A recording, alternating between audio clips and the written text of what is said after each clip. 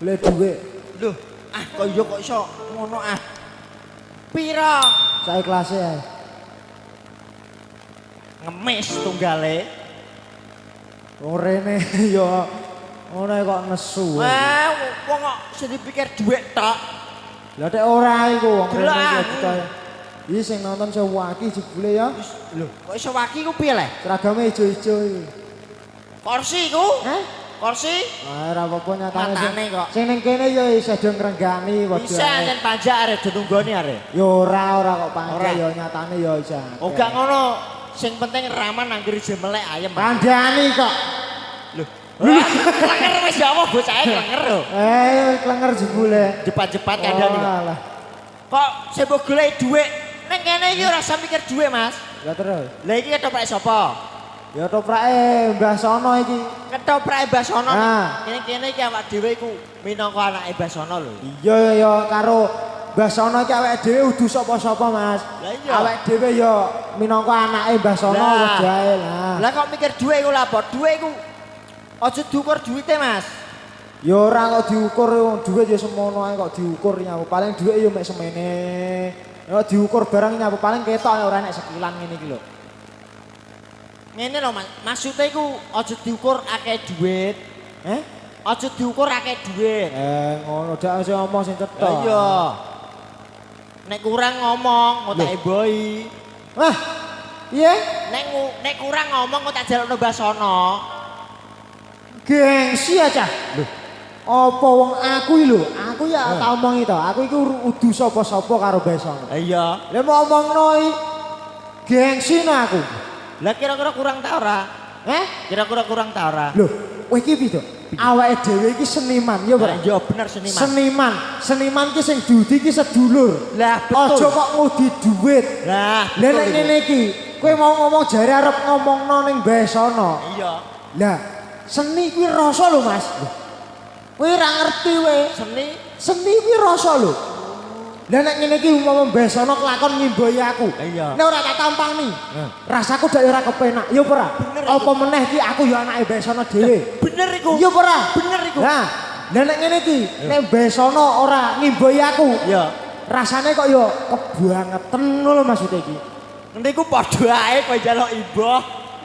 Ora mesti ning kene iki. Ya ora maksud Iki ngono bebayaran bora kok jare bintang tamu kok. Ora ana keterangane blas Ya ora apa-apa sing penting awake dhewe iki melu ngramekno. Iki acara apa to kok ora cetha iki asline? Lho, kowe iku piye lah kowe iku? Kowe iku piye lah? Piye? Mau tak jak rene kok. Mojak. Tak jak rene kowe iku kok ora roh acarane. Lho aku ora maca undangan no. Lho, kon ngerti piye? Iki ngono acarane tasakuran, Mas. Tasakuran apa? Tasakuran sunatan putune Mbah Sono. Mbok kowe iku melu urun-urun apa ngono lho. Kowe malah aneh. Oh melu urun-urun aku kok marang nggo apa-apa urun-urun iki piye? Kowe jan aneh kowe iki asli. Ngene lho Mas, maksude iku melok wah angel iki omong karo kowe iki. Ya angel aja digarap. Melu nyumbang apa ta apa ngono lho. Malah nyumbang rene njaluk mangan malah kok nyumbang. Jelas angel iki. Rene njaluk mangan lho malah kok nyumbang iki piye? Angel iki karo wong bento iki angel iki. Aku rene njaluk mangan kok nyumbang gablek apa aku? Maksudnya ngene lho Mas, iki kan acarane tasakuran. Lah wis ngerti ngono kok takok terus kowe. Lho, kowe iki tak kandhani kok. Ya mau kandhani nek mau kandhani aku ora tekan kene kok. Nek ora mau kandhani aku ora tekan kene sing ngandhani ning kene iki malah ora besono malah kowe kok. Iya piye? Lah piye Mas Sam? Lho. Iya are. Oh sing ngandhani nek ora kowe ya anu ora tekan kene aku. Lah iya ngene lho Mas, maksude. Kan aku karo kowe iki ya lah. Kan aku nak main yo kowe tajak terus. Terus. Tajak terus kowe iki aku agar cangkepan wayangan, mbok ketoprak, iya. mbok campur sari. Kowe kan tajak terus ha? Ya mojak terus ah. Aku ngerti asine kowe gene ngejak aku kok. Oh sing iso mau apusi mau aku tok. Sing iso mau bodoni mek aku tok. Ngene lho Mas, nek niku aja dikandakno tenan. Lah apa karuan tak tokno kan. Aja ngisi-ngisine aku ah. Lah piye wong ngene iki dhuwit seragam ngene iki lho nganti. Ketrino ora salin. Piye? Kowe piye kowe? Kaya kebangetan basono mang kok. Ketrino iki lho ora salin. Jare lakone iku mang nggawa rompi.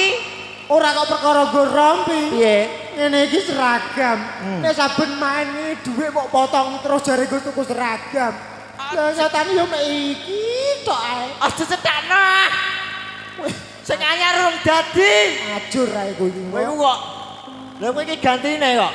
Cara dagelan ndek ben iki lah. Heeh. Gantine iki ngene. Gantine sapa? Aku.